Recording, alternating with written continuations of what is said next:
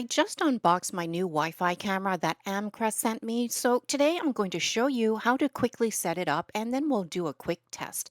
First, I'm going to go to the Google Play Store on my phone to install the Amcrest Smart Home app. And by the way, if you have an iPhone, the app is also available for iOS. So now that the app is installed, I'll go ahead and open the app and we'll need to acknowledge some standard permissions the app will require to set up the camera. If you already have an account with the app, you can log in, but if you're like me and new to the app, you'll want to create a new account first. So I'll go ahead and do that off screen and then come back. Okay, my new account is set up and this is the first thing I see when I launch the app. I'll go ahead and grant the permission it needs for the camera to fully function. Next, it's asking me to either scan the serial number of the camera or type it in manually. I'll go ahead and scan it.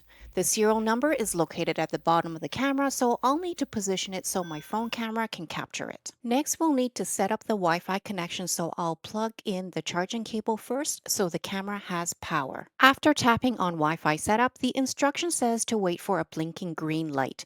The camera currently has a solid red light, so we'll need to wait a minute for it to initialize. And it looks like something's happening. Now the light is green and blinking, so I'll go to the next screen and allow location access so the software can locate my camera. It's now asking me to connect to the Amcrest temporary Wi-Fi network, so I'll tap on connect and looks like it connected, and now I'll set up a strong password for this camera. Then it will ask me to connect to my home Wi-Fi, so I'll find that from the list of Wi-Fi networks it found. Once I input my home Wi-Fi password, I'll connect to it. Now we just wait for the camera light to turn solid green. It may take a minute or so, but once it's solid, we can click the next button so we can add the camera to my Amcrest account. Connection successful. So now we can name the camera and set the time zone. And looks like there's a new firmware available, so I'm going to go ahead and get that updated so I will have the latest and greatest software. I'll speed up this part of the video so we can do a quick test of the camera. Once the firmware is updated, we can go ahead and test the camera. I'll start with a live view, but I have to warn you, my room is a mess, so please don't mind all the clutter.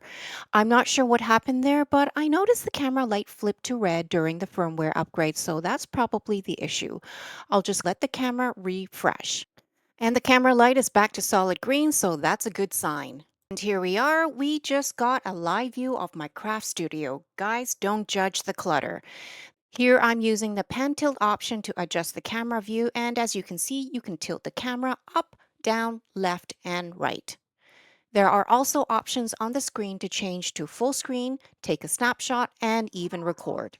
In a follow-up video, I'll come back with a deep dive of the additional settings and features of this camera, but for now, it's ready for use.